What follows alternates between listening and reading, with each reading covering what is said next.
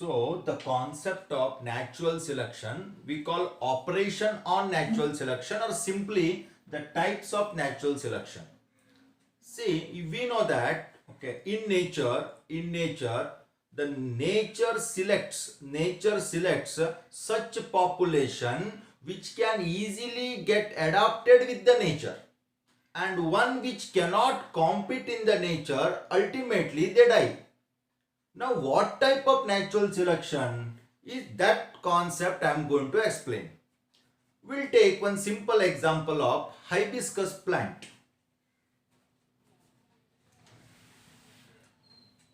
Hibiscus plant of general height, for example, okay, say its height is around 10 feet. Okay, the height of hibiscus plant is 10 feet. So in our surrounding we find maximum of the hibiscus plant with this height, okay, say about 80%. 80% of the plants are of this height. But at the same time we can also find the plant of very small height or short height, say around 3 feet. Around 3 feet. About 10% is of this nature, 3 feet. And there are some plant, they are more than this. For example, say 15 feet. 15 feet. Again 10%, 15 feet. Maximum plants are of 10 feet height. Nowadays it may not be exactly 10. It can be 9, 9.5, 10. Okay, it's an average value, mean value.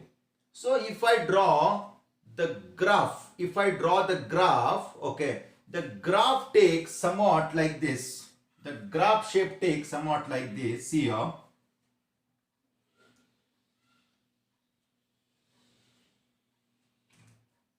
Why like this? See, this is the mean value. This is the mean value. Maximum. Okay. This is the mean value. That is 80%, 10 feet. Okay. Maximum of the plant are of this height. So this is the peak. Okay. It is the peak. Whereas other two, 3 feet and 15 feet, they come somewhere here. Okay. This is 3 feet. This is 15 feet. Okay. They are up in this range and this range. At the extreme end, this is the maximum one. Now, what is the reason for this? Why nature has selected this? Maybe, okay, 3 feet means very short. They will not get sufficient sunlight under the canopy of other trees, so their survival chance is less. 15 feet is too high. Okay, because of wind speed, they may not tolerate, they may not bear that wind speed, or they may die. Okay, so this height is the average height, mean height. Okay, and the maximum of the hibiscus plant will be of this nature, and this type of graph is called as stabilizing.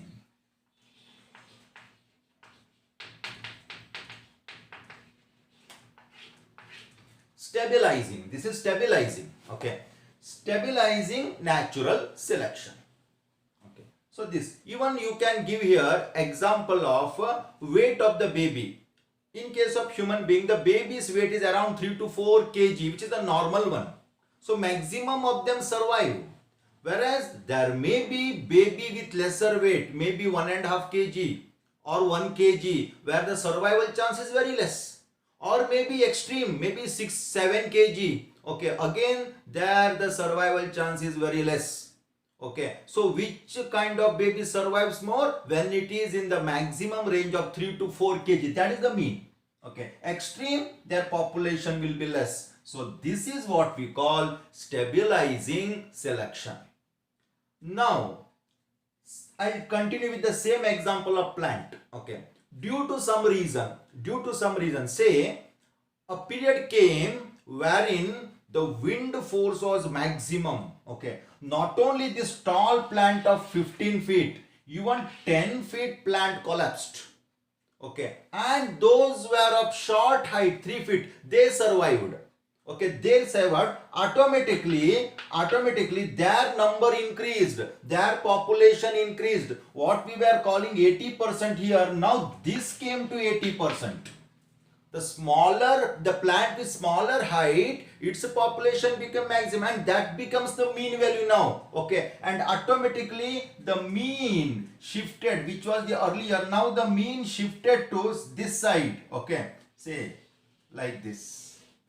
Now the mean shifted to this side because maximum of this now.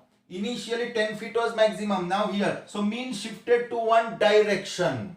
It may shift to 3 feet or it may shift to 15 feet depending upon the situation. In this situation, it shifted to this direction. That's why this selection is called as directional selection. Directional natural selection. Shifted to one direction. You can give example of DDT resistant mosquitoes. Earlier mosquitoes were there. When we started to spray DDT, all of them died. All of them died. But few of them acquired resistance against this DDT. Okay. So one which was maximum once upon a time, without the resistance of DDT, they died. And afterwards, later, the small population which acquired the ability to survive against DDT, their population started to increase. So automatically it shifted, the peak shifted, and that is example for directional. Now what is that third one? Disruptive. Okay, let us see what is that. Disruptive selection. In disruptive selection, I'll take same example. I'll not change the example, I'll take same example. In disruptive, okay, say I was giving example of two types of extreme plant height, 15 feet, 3 feet. Okay, due to some reason both of them survived. Okay, and one which was maximum in the beginning, 10 feet, its population decreased due to some reason. Now what will be the nature of the graph? You can imagine graph like this. Extreme and 3 feet a peak, the middle one decreased, and this is the peak. See now, here is a peak, here is a peak. This is of 3 feet, they survived, and here this is of 15 feet, even they survived. Here it is reduced, here reduced, the 10 feet reduced. So two extreme end, two peripheral end increased in population. This is called as disruptive. This is called as disruptive. I can give you the example of sickle cell anemia. In sickle cell anemia,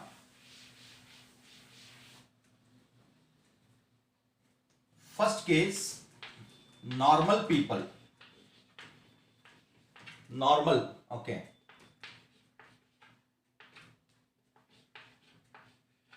HB, normal. Okay. Not suffering from any disease like sickle cell anemia. Second, carrier. Carrier means heterozygous. HB, HBS. So here is that sickle cell anemic gene. But this population will be safe. They will not suffer from disease because it is recessive. Third one, the population which can easily undergo this sickle cell anemia disease, and their allele will be like this. Now to this, if you take graph, okay, if you take graph, okay, the graph, okay, normal and carrier, they will never suffer from disease. So like this. Okay. So here normal, here carrier. Both of them will not suffer from disease. Their population will be, and the middle one which disease, their population automatically will go down because they are going to, they may die in future because of sickle cell anemia. So this is nothing but disruptive selection. This is nothing but disruptive selection. So finally to conclude, okay, see, first one, stabilizing,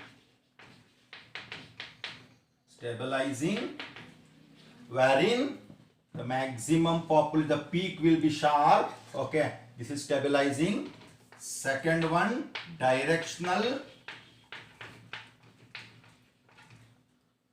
the peak may shift to any one end, either to this extreme end or to that extreme end. Okay, see, maybe like this. Okay, that is the directional. And third one, disruptive. Both extreme population will flourish. Two peaks here, two peaks. Okay, and the middle one actually, which was mean in the beginning, their population decreases, and that is disruptive. This is the concept of stabilizing, directional and disruptive. Thank you.